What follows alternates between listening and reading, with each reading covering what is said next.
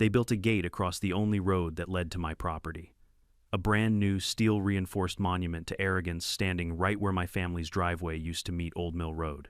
I remember sitting in my truck that morning, engine idling, watching the keypad flash red as if mocking me. My name's Larry Stewart, and I don't scare easily. When the HOA president Aurora Mitchell told me I was no longer authorized to drive to my own cabin, I thought she was joking. She wasn't. So instead of shouting or begging, I did something she never expected. I went digging through the county records, and what I found turned her precious gate into my monthly paycheck. Before we dive in, comment where you're watching from and what time it is, and don't forget to subscribe if you enjoy seeing HOA bullies learn expensive lessons. When my uncle Raymond passed away in 2018, I thought I was just inheriting a quiet piece of land, not the start of a slow-burn war with an HOA. The property had been in our family since the early 80s. 28 acres of thick woodland tucked behind the Crestview Hills subdivision with a small hunting cabin, a clear creek, and a gravel drive that stretched half a mile to meet Old Mill Road. That road was the only way in or out. No back trails, no alternate exits, just that single stretch of gravel connecting my gate to the rest of civilization. My uncle used to joke that it was his one-lane highway to heaven. He loved that place more than anything. Back when he bought it in 1983, Old Mill Road was a county-maintained public road. The county would grade it twice a year, fix the ditches, and send the snowplows when winter hit. But sometime in the 90s, when the local budget went dry, the county gave up maintaining the outer section. A developer swooped in, bought the adjacent fields, and built the Crestview Hills subdivision, complete with their shiny new homeowners association. As part of that deal, they agreed to maintain Old Mill Road for their residents. Now, my uncle wasn't a fan of HOAs. He called them little kingdoms with too much power and not enough sense. But the first board back then was friendly. They had an informal arrangement he could keep using the road as long as he didn't block traffic or tear up the pavement. In return, he'd occasionally help patch potholes or trim brush near the ditch. Simple neighborly stuff. When I inherited the property, I made sure to keep that same quiet peace. I worked in town as a civil engineer about 40 minutes away and only visited the cabin a couple of weekends each month. I paid my property taxes on time, kept the place clean, never threw loud parties, and stayed out of HOA business. In return, nobody bothered me.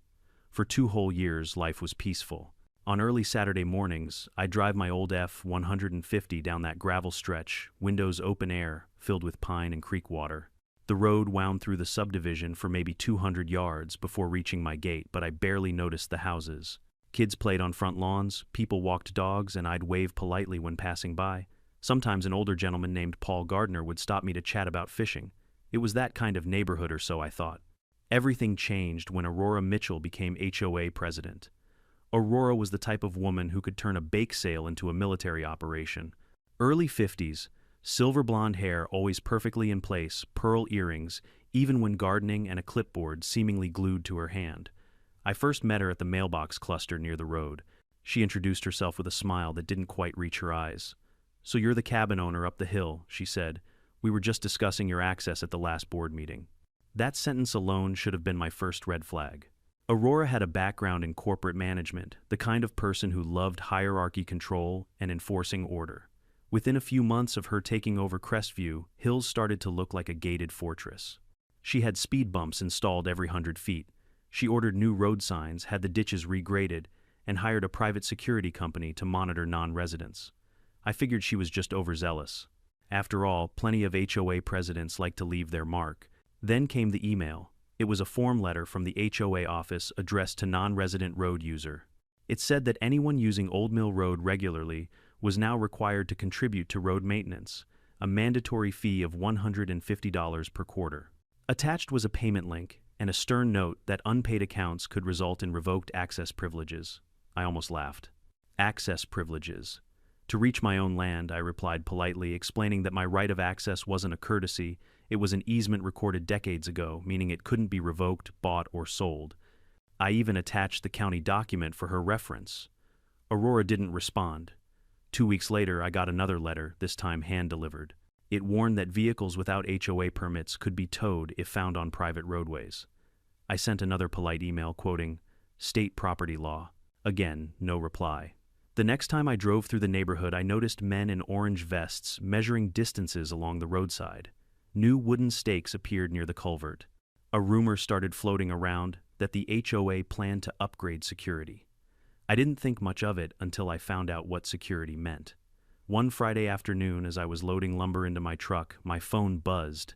It was Paul Gardner. "Larry," he said quietly, "they're putting up a gate. Right across Old Mill." I froze. A gate. As in, blocking the road. "Yep, big metal thing, automatic." Aurora said it's for community safety. But from what I can tell, it's going up right between your drive and the highway. I drove out that evening, and there it was, a massive black steel gate spanning the entire width of the road, complete with a keypad security camera and a sign that read, "Private property, residents only." I stepped out of the truck, stared at it for a good minute, then dialed Aurora's number from the HOA website. She picked up on the second ring. "Mrs. Mitchell," I said as calmly as I could, "there seems to be a gate across Old Mill Road." "Yes," she replied, matter-of-factly. "It was approved by the board, for resident access only." "I need to use that road to reach my property," I reminded her. "Well, you're not a resident, Mr. Stewart, but you can apply for guest access. There's a small annual fee and a background check process." I let that sink in.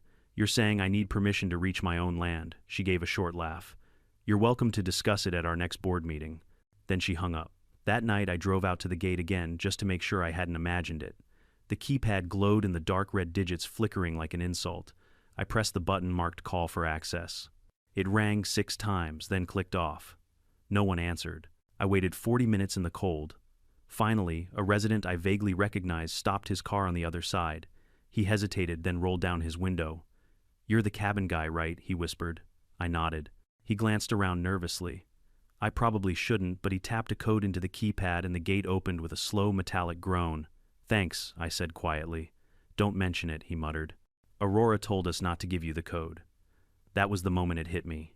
This wasn't just some bureaucratic mix-up. She was deliberately trying to cut me off. Maybe she thought I'd cave and start paying fees like everyone else. Maybe she wanted to prove a point. But she'd just made one mistake. She underestimated me. As the gate clanged shut behind me, I promised myself something. I wasn't going to argue, shout, or break it down. I was going to win the one way she'd never see coming legally. The next morning, I called my old friend James Porter, a real estate lawyer I'd worked with, on a few infrastructure projects. I explained everything. He didn't laugh. He didn't even sound surprised. "Larry," he said, "I've seen HOAs pull stunts like this before. Let's dig. Every road, every plat, every easement has a story. And if there's one thing I've learned, paperwork always tells the truth." We spent the next few days combing through public records, county archives, and maps older than Aurora herself. Somewhere buried in that pile of dusty paperwork was the key to unlocking this entire mess. And when we found it, I realized I didn't just have a way to open that gate. I had the power to own it. The next week I watched from my truck as the HOA crew finished their masterpiece of arrogance. They had poured fresh concrete for the gate posts, installed bright LED floodlights, and placed a shiny Crestview Hills private entry sign right on what used to be public access. Aurora Mitchell stood nearby in her neat white blazer, clipboard in hand, directing workers like a movie director on set. Every command came out crisp and rehearsed. She was enjoying herself far too much. I parked a few yards away and approached her calmly. "Morning, Mrs. Mitchell," I said, hands in my jacket pockets. She gave me a tight smile. "Mr. Stewart, you're not supposed to be inside the work zone. I'm just checking what's being built across the only road to my property."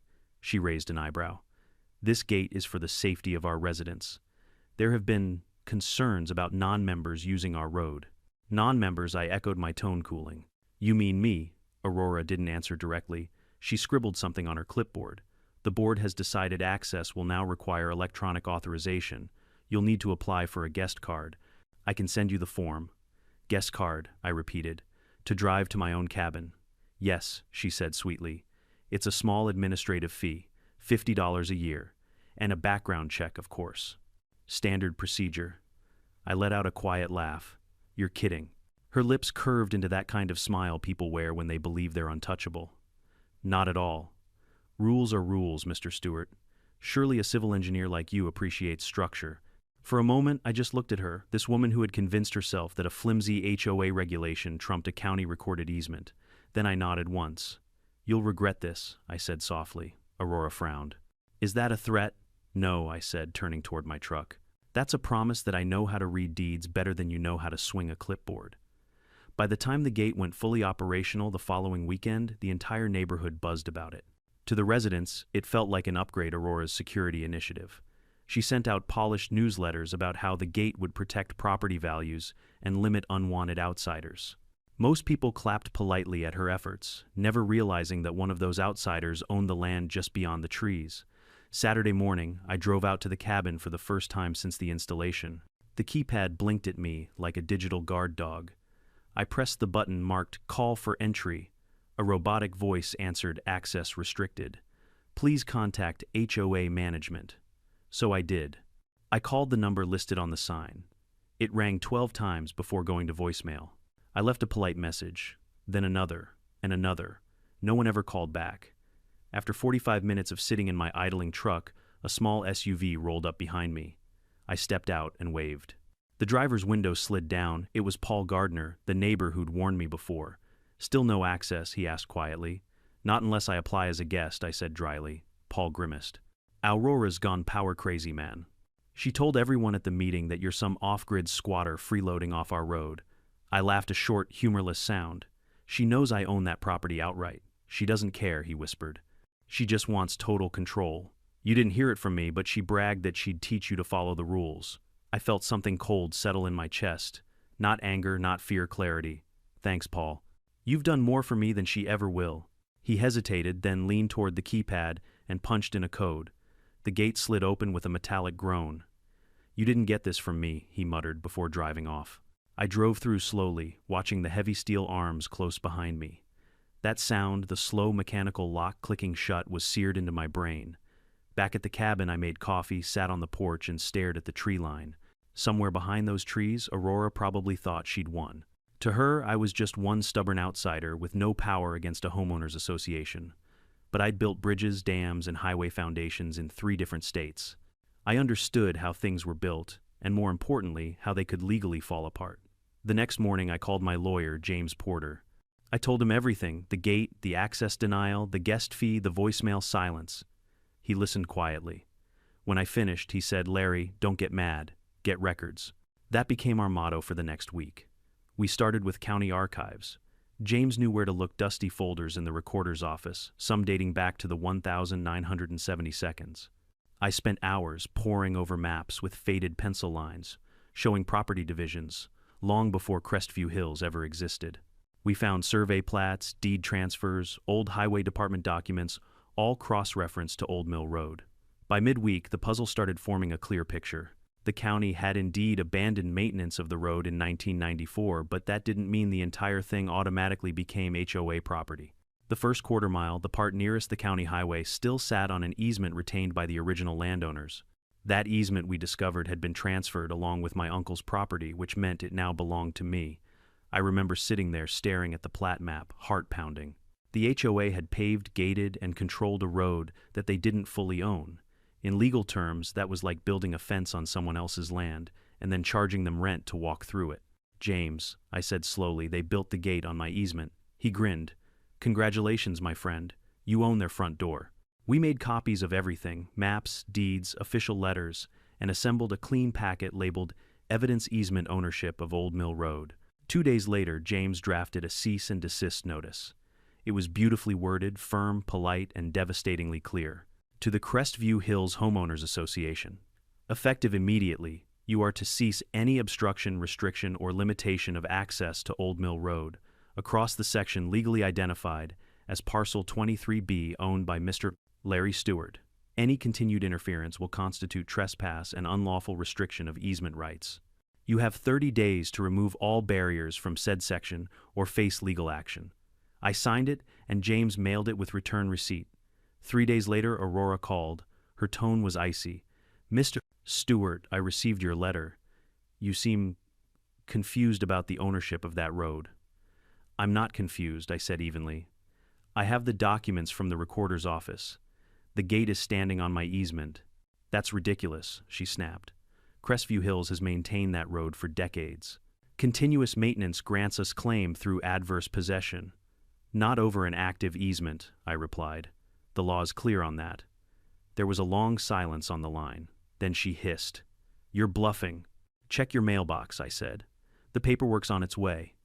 When the certified letter arrived, Aurora must have realized the gravity of it because for the first time since this entire mess began, she went quiet. But not for long. A week later, I received an email from the HOA's attorney, David Renshaw, threatening to counterclaim for misuse of easement rights and accusing me of harassment. It was a desperate move the kind lawyers pull when they know they're losing but want to scare you off. James read it, smiled, and said, "Let them talk. The law's on your side, and they're about to learn that paperwork cuts deeper than pride." That night, I drove past the gate again. The keypad blinked in the dark, the same red digits as before. But this time, instead of anger, I felt something else: satisfaction. Because for the first time since Aurora had decided to teach me a lesson, I knew exactly how this story would end. And she wasn't going to like the price of her lesson. The following weekend, I loaded up my truck with tools and supplies and headed toward the cabin.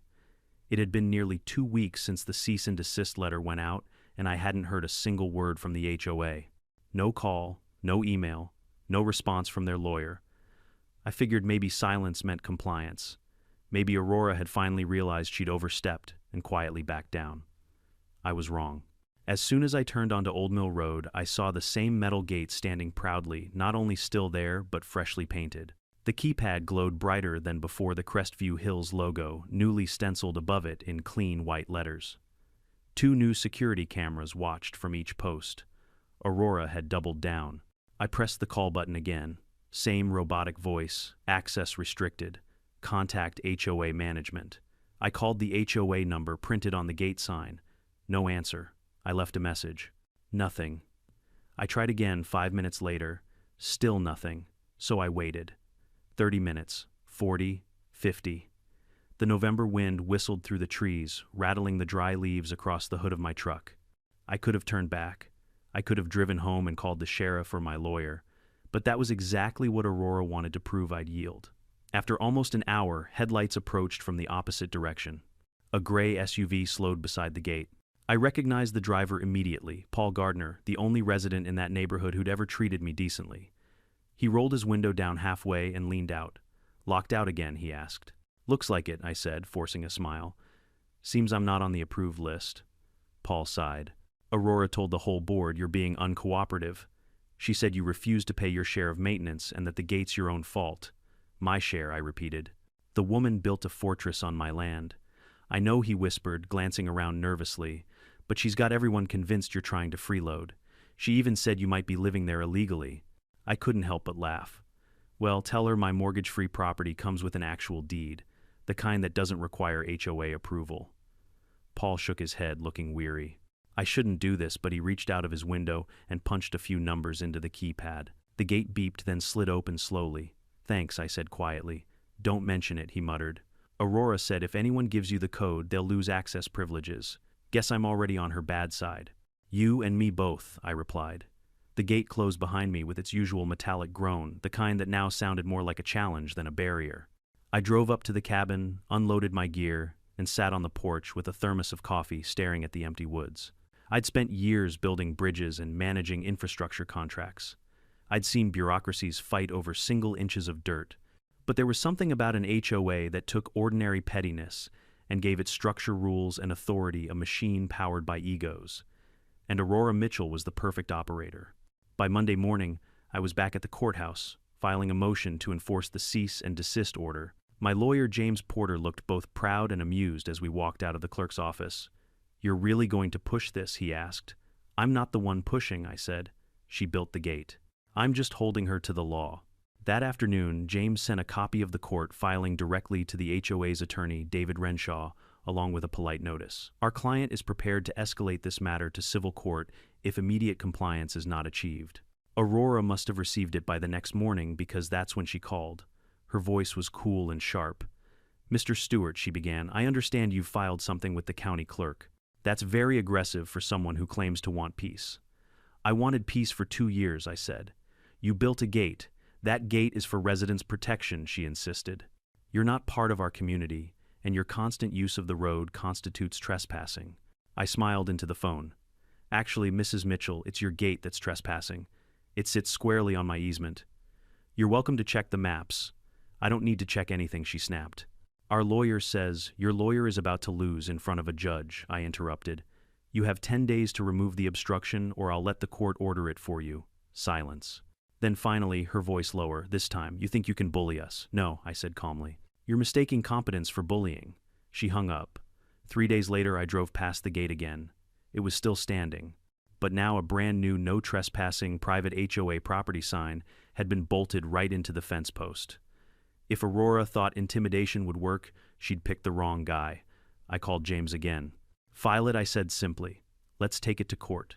What followed over the next few weeks was a blur of paperwork and patience. James filed an injunction with the county judge. The HOA filed a counterclaim claiming adverse possession, the idea that because they had maintained the road for over 20 years, it was now legally theirs. It was a ridiculous argument, and James was thrilled. They're going to hang themselves with their own paperwork, he told me, grinning. The court date was set for mid-December.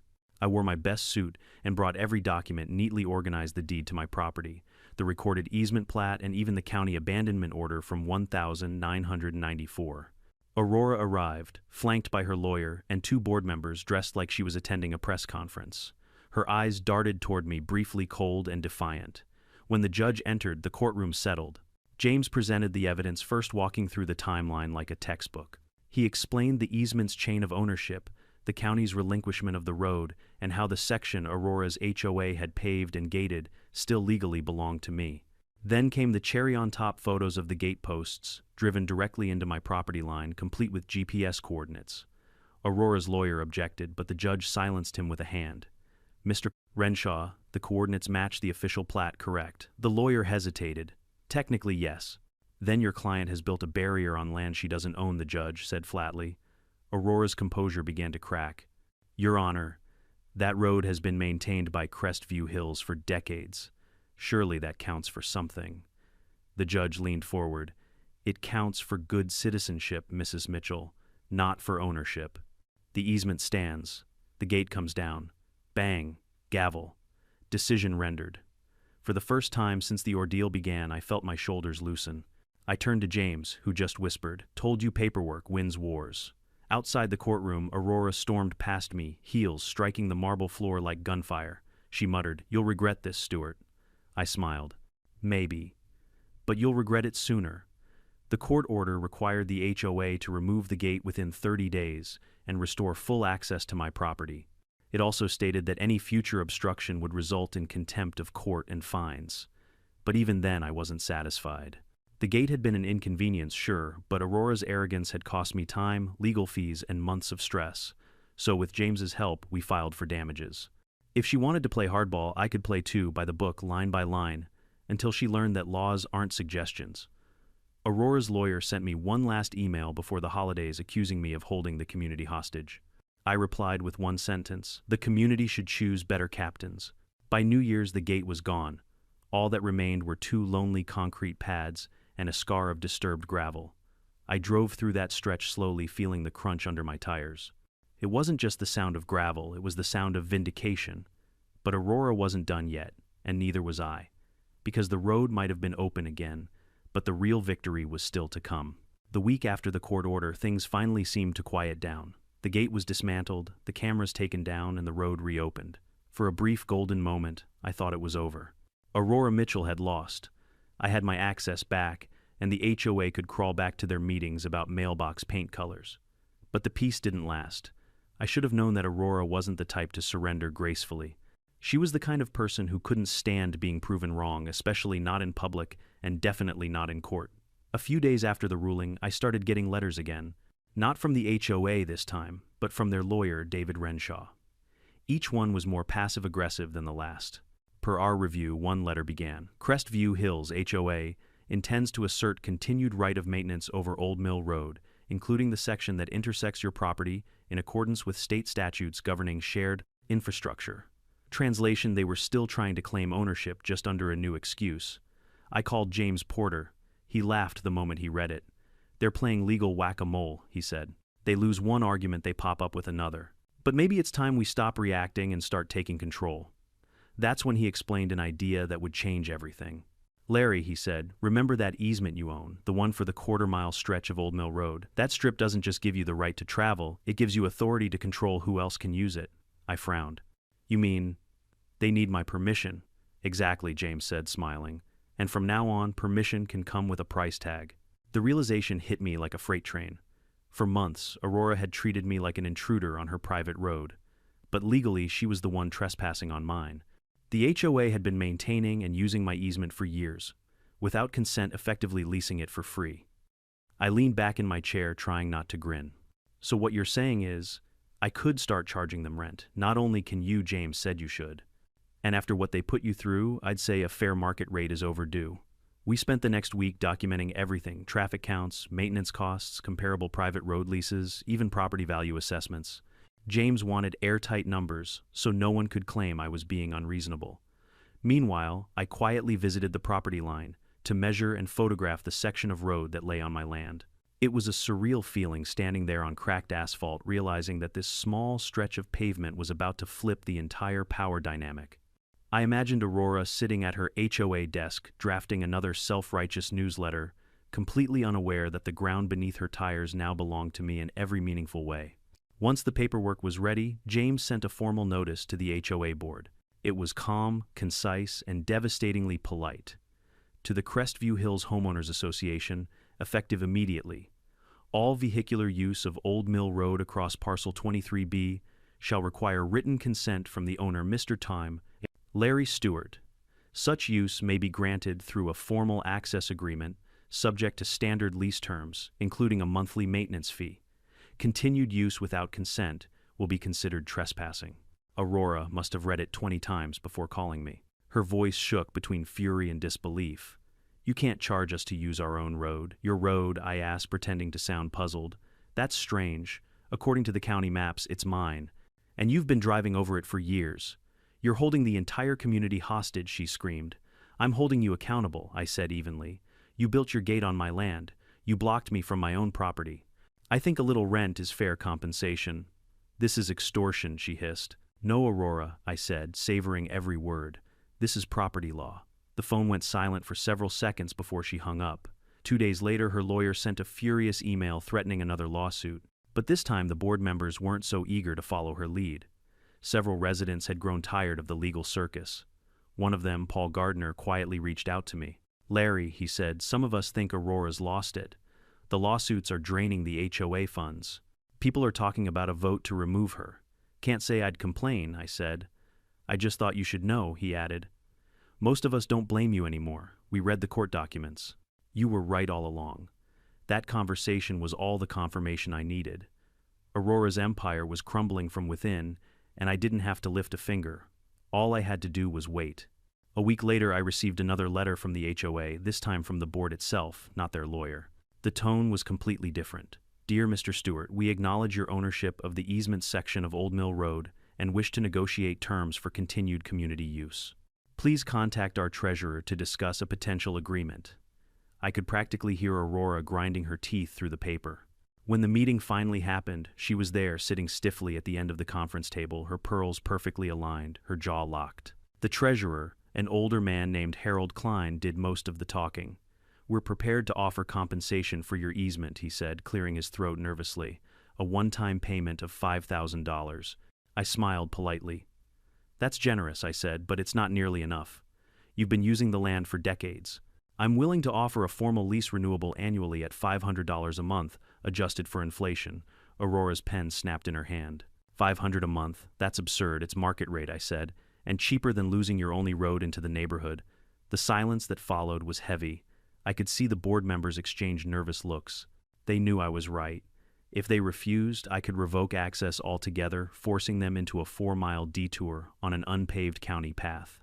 The property values in Crestview Hills would plummet overnight. Within 2 weeks, the HOA caved.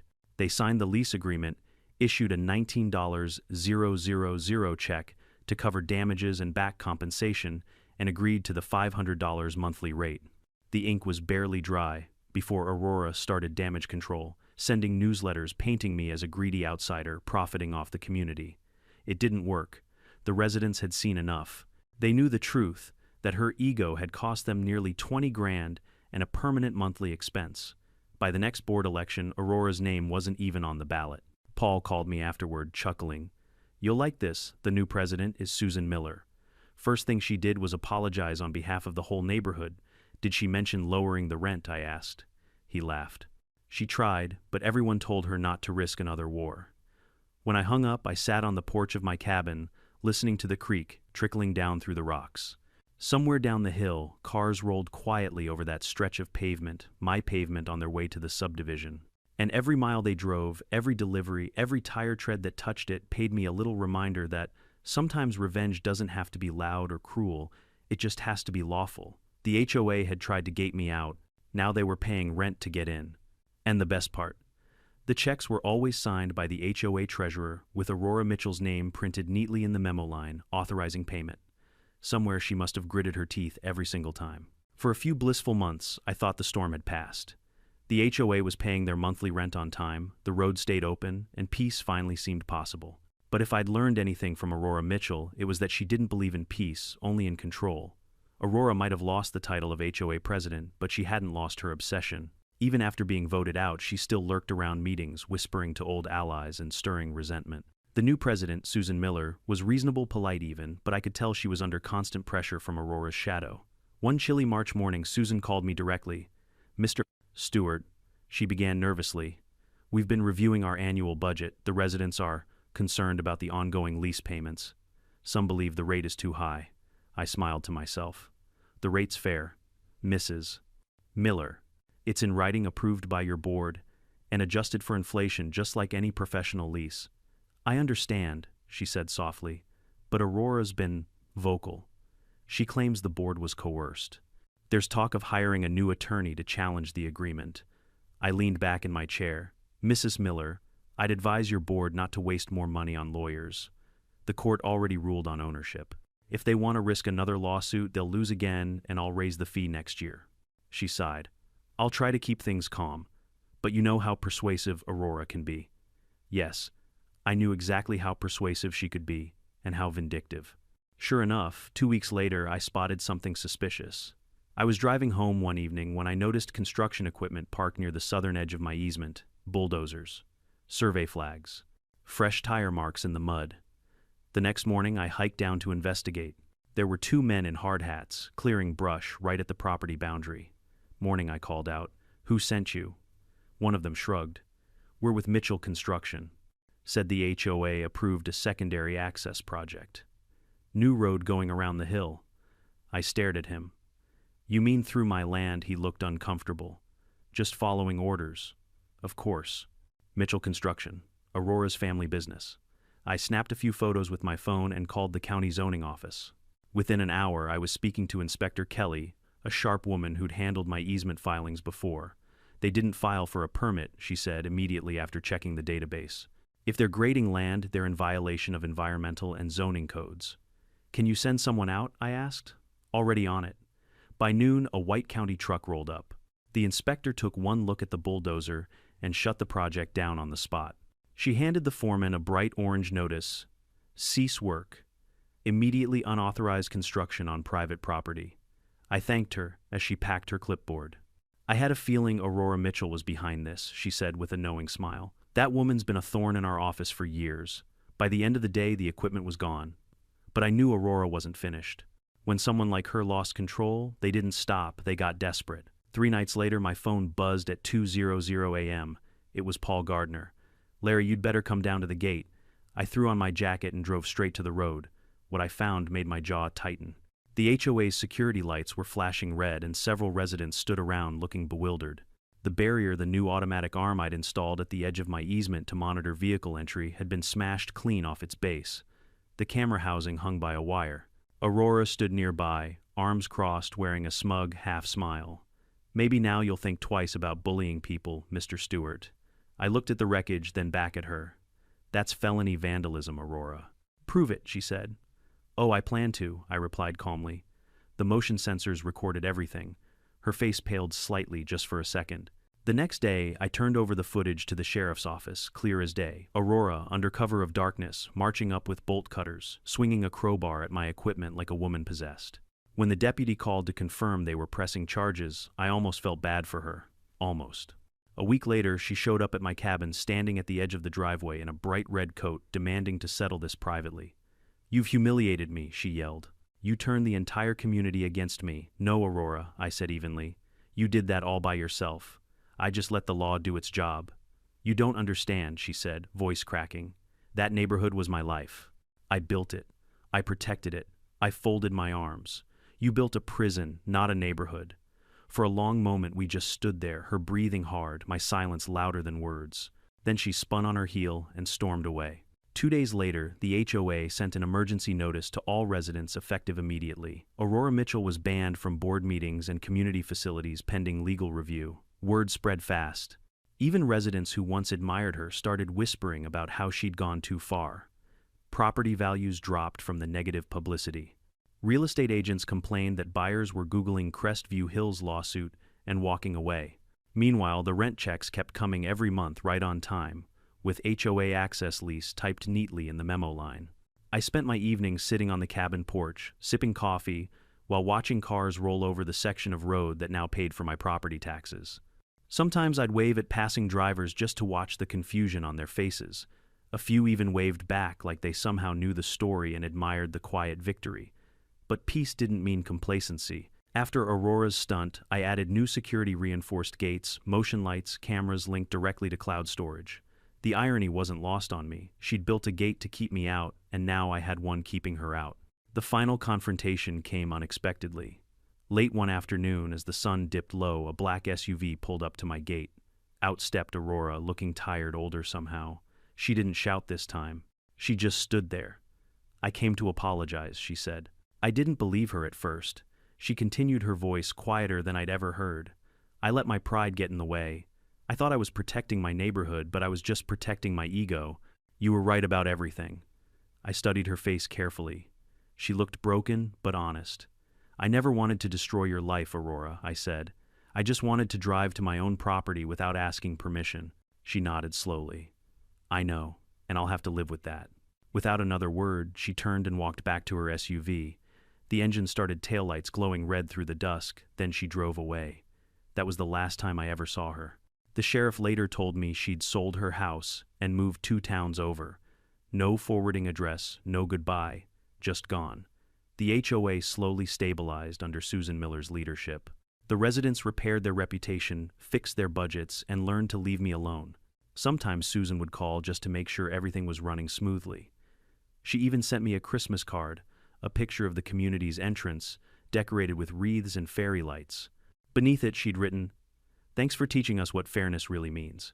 It was the kind of ending that didn't need fireworks, just silence order and balance restored. Aurora's reign had ended with the sound of her own gate crashing down. And the funny part, every month I still got that $500 check. Signed now by Susan, but printed with the same HOA name, Crestview Hills Association. Each time I deposited it, I couldn't help but smile. Because that check was more than money. It was proof that sometimes justice doesn't shout. It just waits patiently and lets arrogance write its own rent. For a while, things felt almost too calm. The HOA had retreated into silence. The rent checks arrived promptly on the 1st of every month, and Susan Miller, the new president, made sure every correspondence was courteous, professional, and neutral. It was the kind of calm that comes only after a hurricane has blown through and everyone's too afraid to breathe wrong. But karma, I've learned, doesn't end when you think it's over. It waits for the perfect encore. The encore began one muggy July evening. I was out back fixing the screen door of the cabin when I noticed headlights creeping down the road long after sunset. The vehicle moved slowly, too slowly, like it didn't want to be noticed. I turned off the porch light and watched from the shadows. It was a silver Lexus SUV. The driver's side window rolled down, and I caught a flash of platinum blonde hair. Aurora Mitchell. She was back. I grabbed my flashlight and stepped into the driveway. The SUV stopped abruptly, brake lights flaring red. I walked closer and said evenly, "You're trespassing, Aurora." The window rolled down a little farther and her voice floated out, shaky, bitter. "You think you've won, don't you?" I sighed. "I don't think." "I know. The law made it pretty clear." Her voice sharpened. "You humiliated me, Larry. You made me look like a fool in front of everyone." I took a step forward. "You did that yourself." For a long moment she said nothing. Then she reached down, opened her glove compartment, and tossed something out the window. It landed at my feet, a crumpled HOA newsletter from the month she was removed from office. Her name still appeared under the message from the president's section, crossed out in red pen. "Keep it," she spat, "a souvenir of what you destroyed." Then she hit the gas tires, screeching, as she sped away into the dark. I stood there for a while, flashlight in hand, watching her taillights fade into the night. There was something tragic about it. Aurora had spent years convincing herself she was the hero of her own little world, keeping order, enforcing rules, protecting her community. But the truth was simpler and sadder. She was just another person who couldn't admit she'd been wrong. A few days later, karma caught up in the most ironic way possible. It was Susan Miller who called me first. "Larry," she said, half laughing, half exasperated, "you're not going to believe this." "What now?" Aurora drove through the neighborhood gate last night. Literally through it. Smashed the arm right off. Claimed it malfunctioned. The security footage says otherwise. I couldn't help it. I burst out laughing. Guess she finally got tired of waiting for permission. She also hit a decorative planter, Susan added. The police cited her for reckless driving. She was screaming something about property rights when they pulled her over. The irony was too perfect. Aurora Mitchell, the same woman who'd spent a year fighting to control who could and couldn't use a road, had just crashed through a gate trying to reclaim control she'd never have again. But the story didn't stop there. A week later, I received a letter from the HOA's insurance provider requesting footage from my security cameras. Apparently, Aurora was trying to claim that my new barrier system installed at the edge of my property had somehow distracted her during the crash. It was laughable, but James Porter told me to play it smart. "Send them the footage," he said. "All of it. Make it neat, chronological, time-stamped. Let the truth bury her." And it did. The video showed everything: Aurora's SUV racing down the hill, swerving erratically, headlights blazing, music thumping through open windows. There was no obstruction, no distraction, just her own temper steering the wheel. The footage spread fast through the HOA community. By the weekend, everyone in Crestview Hills had seen it. I didn't share it publicly, but someone on the board must have leaked it. And in the age of smartphones, gossip travels faster than electricity. Residents whispered about how their former president had finally lost it. Some even nicknamed the incident the Great Gate Break. For the first time since inheriting the property, I drove through the subdivision and didn't get dirty looks. Instead, people waved.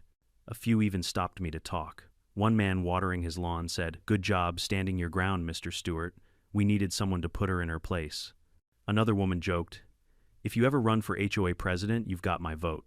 I laughed politely but kept driving. I had no interest in their politics. I just wanted peace, and now I finally had it. A few weeks later, Aurora's lawsuit against the HOA for wrongful removal was dismissed in court. The judge cited her previous vandalism charges and public misconduct as justification. According to Paul Gardner, she packed up her house 2 days later and sold it at a loss. "She moved to Florida," Paul said over the phone. "Can you imagine? There's probably another HOA down there waiting for her." "Poor souls," I muttered. Still, I couldn't help feeling a strange mix of satisfaction and sadness. Aurora had been cruel, yes, but she'd also been human. Obsessed with control, but in her mind it was about order, safety, predictability. She'd just taken it too far, and like all people who try to cage others, she'd ended up trapping herself. Months passed. The lease continued smoothly, and my lawyer helped set up an automatic transfer for the monthly payments. No more checks, no more drama, just quiet transactions and open roads. One autumn morning, I was down by the creek clearing fallen branches when I noticed Susan Miller's car pulling up. She stepped out with a warm smile and a thermos in her hand. "Brought you some coffee," she said. "Consider it a peace offering on behalf of Crestview Hills." "Much appreciated," I said, taking a sip. It was good, strong, and sweet, like closure in a cup. She looked around the property, the trees shimmering gold in the sunlight. "You've got a beautiful place here. I can see why you fought for it." "I didn't fight for it," I said quietly. "I defended it." She nodded. "Fair point. For what it's worth, we've learned our lesson. The HOA's focusing on real maintenance now: lawns, drainage, community events. No more crusades. That's good to hear." Before she left, she hesitated, then said softly, "By the way, I heard Aurora's not doing well, health-wise. Maybe the stress caught up." I nodded slowly. Karma usually does. That night, I sat on my porch, watching the sunset reflect off the road, the same road that had once been a battlefield. Now it just looked peaceful. Birds hopped along the fence line, the wind rustled through the pines, and for the first time in years, there was no tension in the air. I thought about Aurora wherever she was, probably staring at another gated community, wondering why every fence she built eventually boxed her in. The irony wasn't lost on me. She'd tried to wall me off, and in the end she'd walled herself out.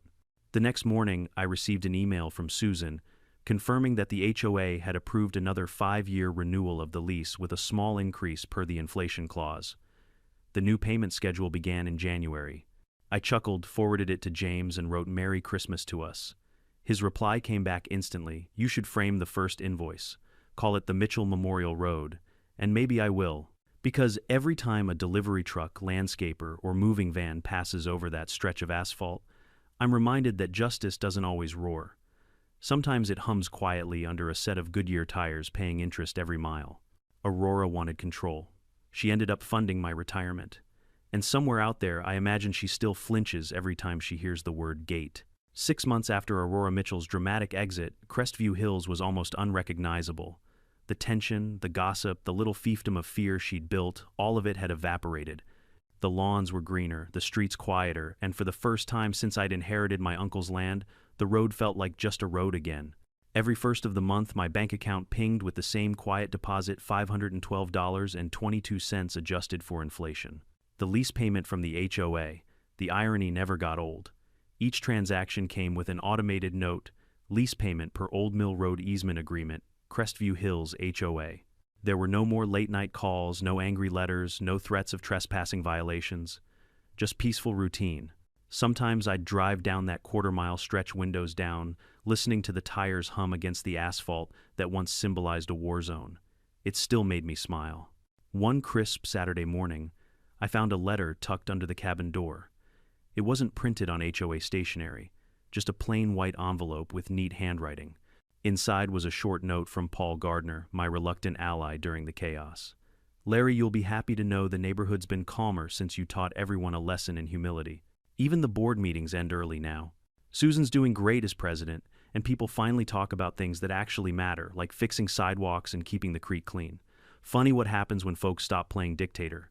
Also, I heard Aurora moved again somewhere down in Florida. Guess she couldn't stand living near a road she doesn't control. Take care, friend. You earned your peace. I read that letter twice, then tacked it to the cabin wall beside the old survey map.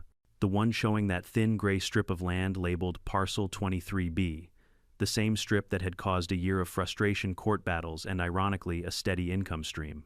That afternoon I brewed coffee, sat on the porch, and thought back over everything that had happened. The gate, the lawsuits, the arrogance, the sheer absurdity of it all.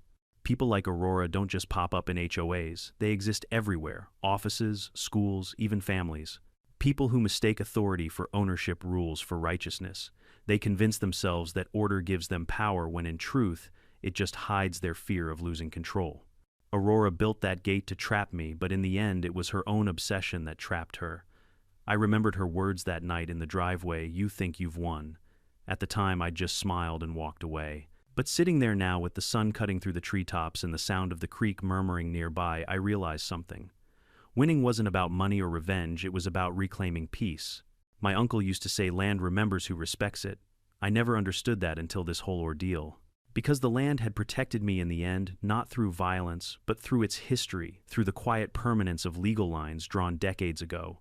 All I'd done was honor them. And Aurora. She'd spent so much time redrawing lines that weren't hers to move, she forgot where she stood. That evening, I decided to take a walk down Old Mill Road. The air was cool, the trees heavy with summer leaves. I passed the old spot where the gate had stood, the concrete pad still faintly visible beneath the gravel.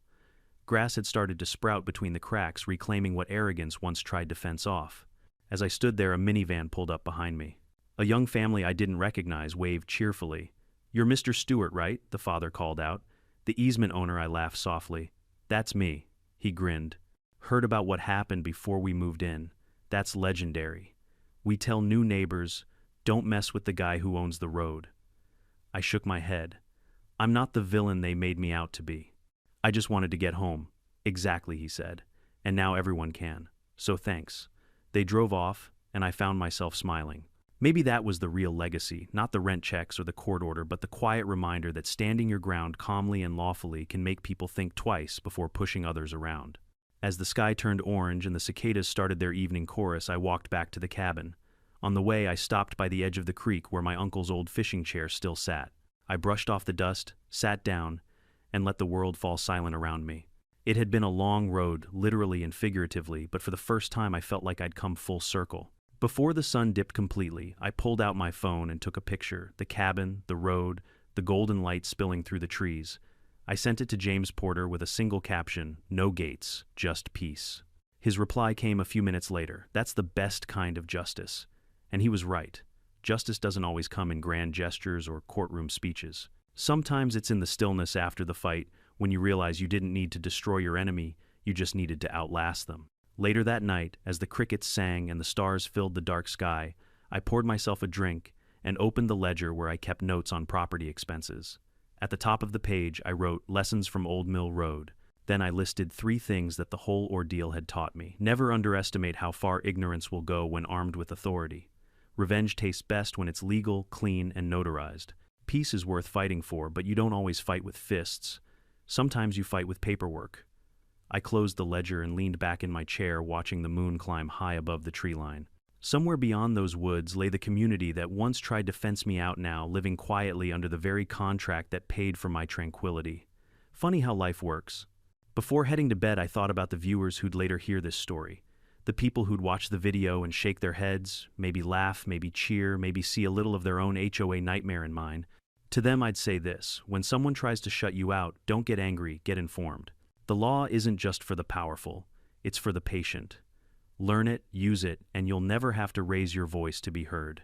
And if Aurora Mitchell ever watched it herself, sitting in her Florida condo, sipping sweet tea behind yet another gated entrance, I hope she'd catch the lesson too. That gates don't protect you from karma. They just give it your address. Sometimes life gives you battles you never asked for. You can't choose who tries to fence you out, but you can choose how you respond. Don't let anger drive you to do something foolish. Let wisdom guide you to do something permanent.